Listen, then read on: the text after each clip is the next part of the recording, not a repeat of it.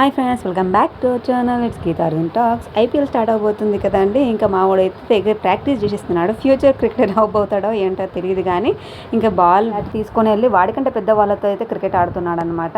ఇంకా విలేజ్కి and city లైఫ్కి ఇదే తేడా అనమాట. అక్కడ ఉన్నప్పుడు వాడు ఫోన్కి అండ్ టీవీకి ఎంత అడిక్టెడ్ పర్సనో, ఇక్కడికి వచ్చిన తర్వాత నాకు ఒక్కరోజు కూడా ఫోన్ అడగలేదనమాట. ఇంకా పిల్లలతో ఫుల్గా ఆడుకోవడము, బయట వెళ్ళడము, ఎంజాయ్ చేయడము. వాడికి స్పీచ్ డిలే కూడా చాలా ఉంది. ఇక్కడికి వచ్చిన తర్వాత అది చాలా ఇంప్రూవ్ అయిందనమాట. మాట్లాడడం, చెప్పింది అర్థం చేసుకోవడం ఉంది, బట్ మాట్లాడడం కూడా ఇంకా ఇంప్రూవ్ అయింది.